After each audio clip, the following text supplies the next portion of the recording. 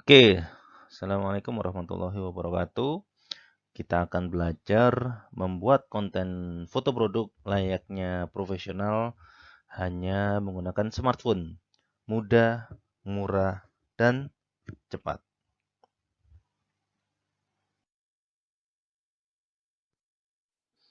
Sebelumnya kita perkenalan dulu ya. Nama saya Dimas Bre. Saya fotopreneur, bergerak di bidang fotografi dan videografi.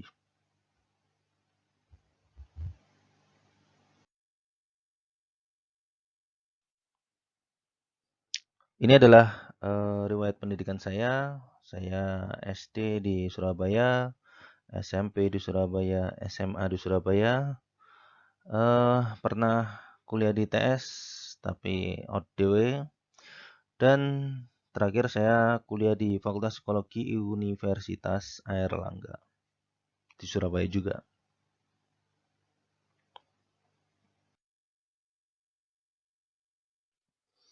Nah, mungkin banyak yang belum tahu siapa Dimas Bre. Nah, saat ini kita sudah eranya internet ya. Gampang aja dari orang, kita buka browser di HP, entah itu Chrome, Firefox, dan lain-lain. Kita buka Google, dan di kolom search ketikkan saja nama saya Dimas Bre.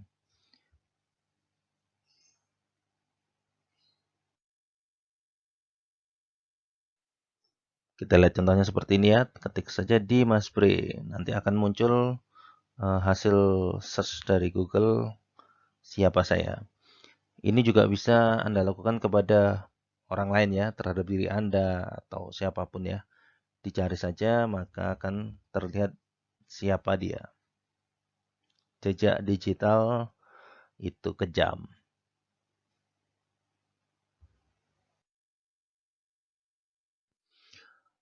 Ini adalah beberapa klien saya ketika pemotretan maupun bikin video. Ada terminal Petika Mas Surabaya, Bank Indonesia. Saya juga anggota TDA, ITS. Pernah saya foto juga waktu itu untuk buku kenangan Profesor Triyogi. Kemudian banyak yang lain. Paling jauh saya melakukan produksi untuk video company profile di perusahaan di Cina. Jadi saya selama 5 hari di Cina untuk membuat sebuah video company profile.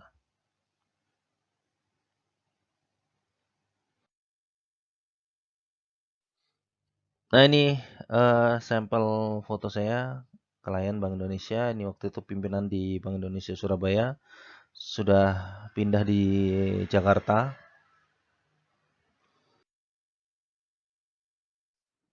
Kemudian ada pemotretan lain untuk pimpinan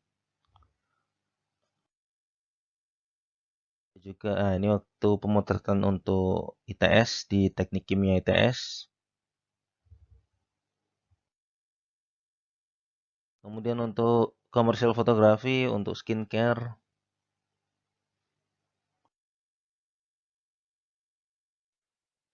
Ada juga untuk food and beverage seperti ini.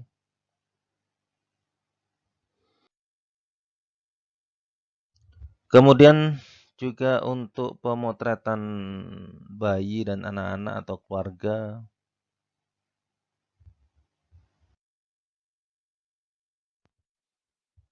Nah, saya juga sering untuk melakukan memberikan sharing ya untuk fotografi, baik menggunakan handphone maupun SLR kepada UMKM, kemudian di kampus, dan paling sering mungkin untuk Bank Indonesia maupun dinas lainnya. Di Sperindak ada Kominfo juga.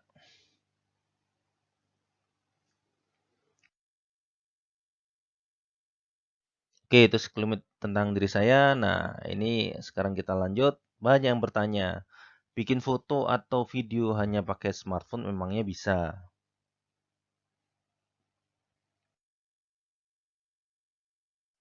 Nah, sekarang saya tanya balik.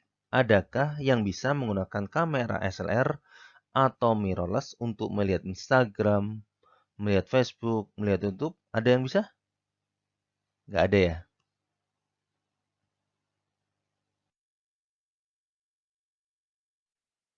DSLR atau mirrorless tidak bisa digunakan untuk ikut kuliah online seperti ini, nggak bisa ya pakai SLR atau mirrorless.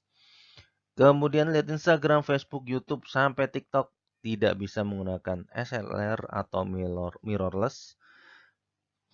Ini yang paling cakep ini. Nerima transferan tidak mungkin melalui SLR atau mirrorless. Misal ditransfer sama klien, tolong dicek di rekening, nggak bisa lewat SLR atau mirrorless ya. Kita edit foto atau video secara langsung. Hasil yang kita foto tidak bisa secara langsung ya diedit di SLR atau mirrorless.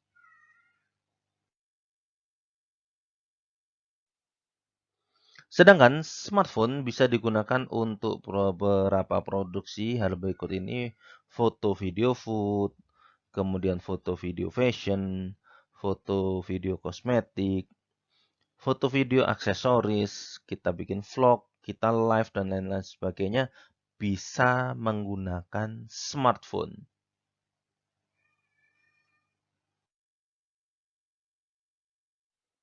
Ini adalah contoh hasil foto anak usia 8 tahun hanya menggunakan smartphone.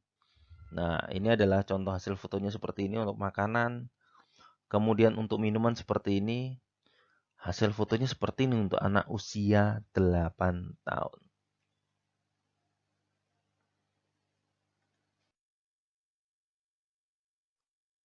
Nah, ini adalah contoh-contoh lain untuk foto hasil peserta yang pernah ikut kelas saya. Jadi ini nanti kebanyakan, mungkin 95% ya, nanti foto-foto yang ada di saya bikin sampel ini bukan hasil foto saya, tapi hasil foto peserta yang pernah ikut kelas saya. Contohnya seperti ini, hasil foto pakai smartphone. Percikan seperti ini hanya menggunakan smartphone juga bisa. Nah, ini juga seperti ini juga bisa menggunakan smartphone. Ini dari peserta dari Kalimantan. Nah, ini juga bisa menggunakan smartphone. Ini dari Tangerang. Kemudian, nah ini juga di Tangerang. Jadi kita motret orang atau motret model juga bisa menggunakan smartphone. Nah, sebelumnya kita akan memahami sedikit tentang alur proses produksi foto produk. Mungkin nanti akan dijelaskan lebih lanjut dengan dosen yang lebih khusus ya. Nah, ini ada 3 alur proses produksi foto produk. Yang pertama adalah preproduksi, yang kedua produksi, dan yang ketiga adalah post produksi. Preproduksi simpelnya adalah misal fotonya pakai alas apa, lokasinya di mana, apakah fotonya nanti terang, gelap, propertinya apa. Tapi tidak sesimpel itu juga ketika kita belajar secara lanjut. Nah, target marketnya siapa? Konsepnya bagaimana? Pain terhadap produknya apa? Gain terhadap produknya apa? Itu adalah konsep lanjutan mengenai preproduksi. Jadi kita harus memikirkan tentang hal-hal tersebut karena akan mempengaruhi dari apa yang akan kita foto, bagaimana kita menampilkan produk kita. Dan yang kedua, kemudian produksi. Ketika kita melakukan tugas kita sebagai fotografer, stylist, helper, dan lain sebagainya. Kemudian proses produksi ada editing, penambahan teks, perbaikan gambar, warna, dan lain sebagainya, sampai mungkin digital imaging.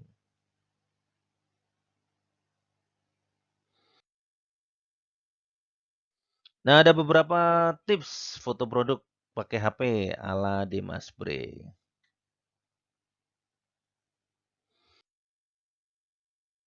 Yang pertama, pastikan ada HP-nya.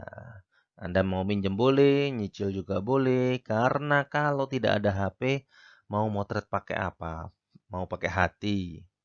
Kan nggak bisa motret pakai hati ya.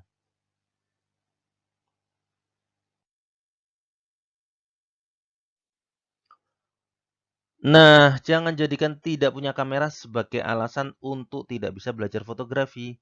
Karena ada kameranya teman, ada kameranya mungkin orang tua, ada kameranya tetangga yang bisa kita pinjam. Jadi jangan jadikan alasan tersebut ya. Anda bisa.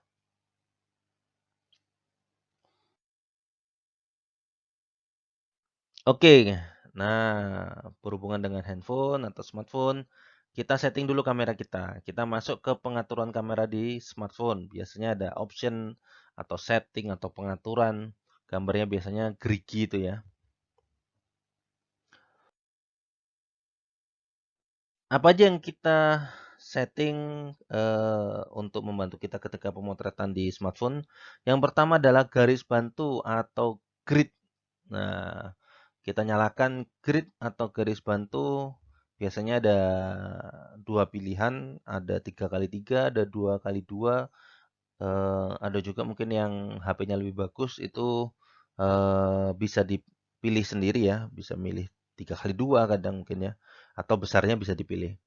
Garis bantu ada 3x3, kita lihat ada garisnya di sini, ada 9 itu ya, ada 9 kotak. Nah, itu nanti membantu kita ketika pemotretan.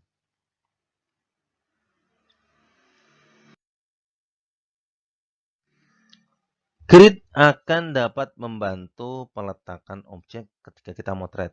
Contohnya, misalnya kita motret objeknya di tengah, maka kita letakkan di kotak bagian tengah. Atau misal kita mau meletakkan foto kita, objek kita utama kita itu di sebelah kiri, maka kita letakkan di kotak sebelah kiri atau garis nanti ya, mungkin garis sebelah kiri. Begitu juga ketika kita motret objeknya yang ingin kita letakkan di sebelah kanan, maka grid akan membantu. Nah, bagaimana dengan kotak yang lain? Bisa juga seperti itu. Misal kita mau motret bendanya di atas kanan, atas kiri, atau di bawah, bawah kanan, bawah kiri, itu garis bantu bisa membantu kita untuk meletakkan objek agar pas dilihatnya lebih enak.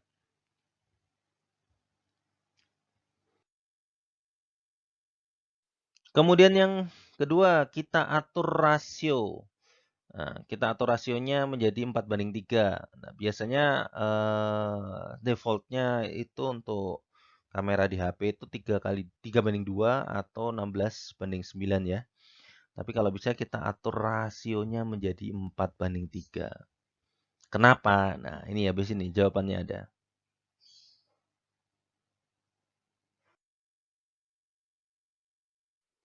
Kenapa 4:3? Karena yang pertama adalah paling aman untuk Instagram agar tidak banyak terpotong ketika kita upload di Instagram. Di Instagram itu ketika komposisinya itu berdiri atau portrait itu perbandingannya adalah 5:4 ya, 5:4 sehingga ketika kita misalnya menggunakan rasio 3:2 atau 16:9 dalam posisi berdiri, maka pilihannya biasanya adalah diberi apa namanya? Diberi blur di kanan kirinya atau di crop. Nah, ketika di crop kan jadinya kita rugi ya karena kita sudah memotret banyak hal ternyata tidak masuk ke dalam hasil foto kita. Maka dari itu paling aman adalah 4:3. Ketika di cropnya cuma sedikit.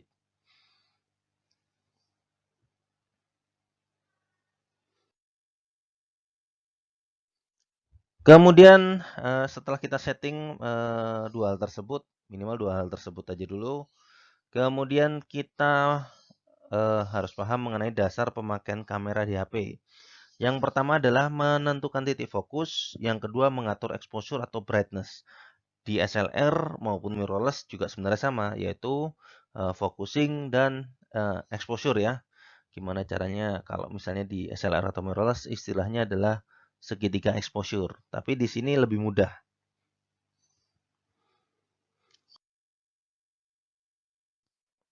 Yang pertama adalah kita tentukan titik fokus agar objek yang kita fokuskan akan lebih tajam hasil gambarnya. Sudah tahu ya, saya kira rekan-rekan di sini gimana caranya menentukan titik fokus di HP, yaitu tinggal diklik saja di layar untuk bagian yang ingin kita fokuskan. Kemudian yang kedua adalah ini yang biasanya teman-teman belum tahu bahwa sebenarnya di HP atau smartphone yang ya sebenarnya sudah agak lama ya ini ya. Kita bisa mengatur exposure yaitu terang atau gelapnya hasil foto. Kalau HP Xiaomi biasanya ke atas ke bawah. Kalau HP Samsung dan lain-lain biasanya ke kanan ke kiri. Caranya bagaimana melihat apakah ke kanan ke kiri atau atas ke bawah? Kita lihat berikutnya. Nah, misal kita punya HP seperti ini, kita tekan dulu titik fokusnya di mana, nanti akan muncul bagian merah-merah biasanya, kemudian nanti akan muncul kanan di sebelah kanan itu ada segitiga ke atas atau ke bawah. Berarti kita untuk mengubah exposure-nya adalah ke atas dan ke bawah. Kalau kita geser ke atas, itu akan membuat jadi terang, dan ketika kita geser ke bawah akan membuat jadi lebih gelap. Itu untuk yang ke atas ke bawah.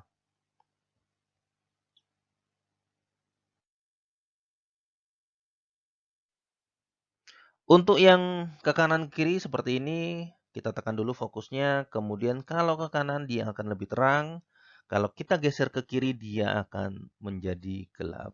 Sambil dicoba ya.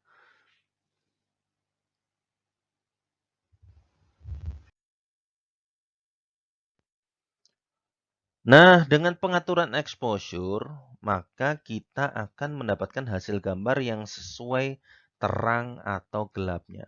Biasanya kalau kita motret, aduh kok kurang terang ya, misalnya di pencahayaan tertentu dalam ruangan. Sebenarnya exposure-nya bisa kita naikkan. Atau kebalikannya, misal kita memotret langit gitu ya, kita motret langit, kita fokuskan gitu, kok kurang gelap ya, kok birunya nggak kelihatan ya, berarti kita bisa turunkan exposure-nya di HP kita.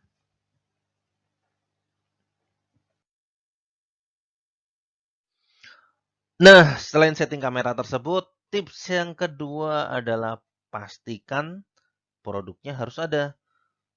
Nah, produk harus nyata ya, karena kalau produknya nggak nyata, itu seperti cinta yang bertepuk sebelah tangan. Ya, sedih deh ya. Jadi kalau misalnya produknya emang nggak nyata, nggak ada objek, terus apa yang kita foto gitu. Ya kayak cinta bertepuk sebelah tangan. Kita memberikan cinta yang sana nggak cinta. Kita yakin yang sana nggak yakin kan juga gimana gitu hasilnya ya kan.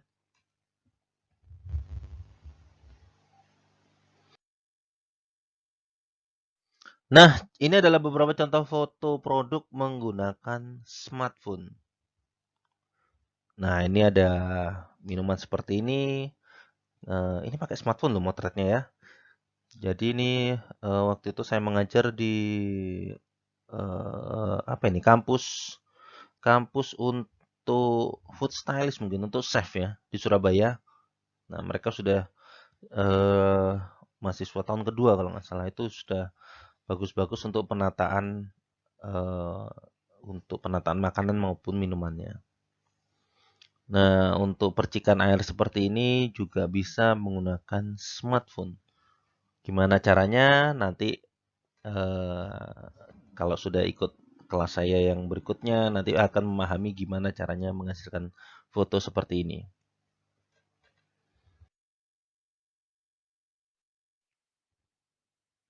Nah, ini ada contoh lain. Ini UMKM ya, motret pastel atau produknya sendiri. Dia bisa menghasilkan foto di mana bagian depan terang, bagian belakang gelap. Kemudian apa untuk detail detail untuk produknya itu juga kelihatan ini apa krut-krutnya ini kelihatan. Nah, kalau misalnya kita punya produk juga seperti ini, kalau kita sudah memahami tentang pencahayaan, maka bisa menghasilkan foto seperti ini. Kemudian ini bisa juga pemotretan dengan kemasan. Nah, hasil fotonya bisa seperti ini hanya menggunakan smartphone.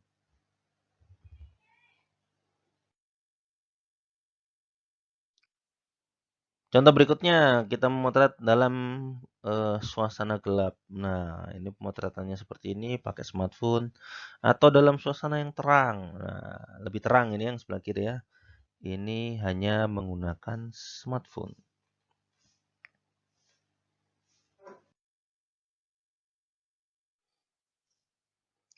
Pemotretan seperti ini, misal tadi juga kelihatan motifnya, maka kita harus memahami tentang pencahayaan. Ini waktu itu saya mengajar ibu-ibu pejabat di Semarang ya waktu itu ya. Biasanya mereka ada produk yang mereka bikin sendiri. Ini mereka bikin sendiri nih, ibu-ibu pejabat yang bikin. tasnya bagus ya. Kemudian di fotonya di sebelah jendela. Nah, memahami pencahayaan nanti akan ada di materi berikutnya. Nah, pemotretan juga bisa dilakukan seperti ini. Ditambahkan mungkin sedikit-sedikit desain seperti itu. Ini UMKM dari Jombang. Hasil fotonya hanya menggunakan smartphone dengan seperti ini.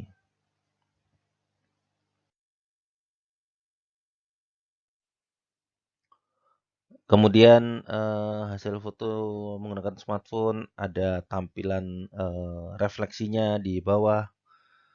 Kemudian benda-benda reflektif seperti yang kanan ini juga bisa kita foto menggunakan smartphone. Ini yang sebelah kanan ini adalah UMKM dari Karawang, produksi bros seperti ini. Waktu itu saya mengajar di Karawang, kemudian saya mengajar Bank Indonesia di Bandung. Itu ada juga yang produksinya bros. Dia melihat hasil foto dari seperti ini, dia contoh caranya bagaimana setelah memahami pencahayaan dan lain sebagainya, dan dia naikkan harganya dari harga 12.000 menjadi harga 18.000 yang biasanya stoknya masih ada, dalam waktu 1 jam itu stoknya habis, padahal dia naikkan 50%. Jadi foto itu benar-benar mempengaruhi dari orang tertarik terhadap produk kita. Seperti itu ya, dan harga mungkin bisa dinaikkan.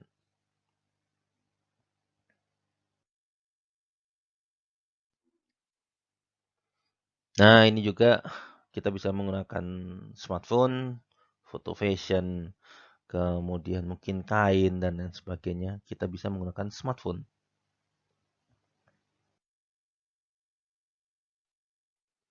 Selain produk seperti itu, misal kita pemotretannya itu adalah untuk penginapan, kemudian meeting room dan lain sebagainya, itu bisa pakai smartphone seperti ini ya.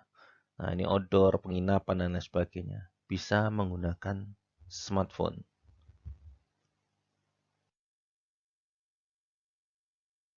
Ini juga menggunakan smartphone. Waktu itu jam berapa ini pemotretannya? Sekitar setelah subuh ya. Itu adalah pemotretan menggunakan smartphone. Jadi produk itu bukan terbatas hanya yang kecil-kecil, tapi juga ini adalah produk ya. Produknya adalah penginapan. Bisa jadi kita produk kita adalah mobil, truk dan lain sebagainya. Kita bisa memotret dengan menggunakan smartphone.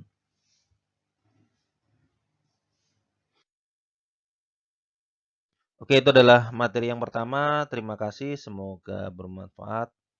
Assalamualaikum warahmatullahi wabarakatuh.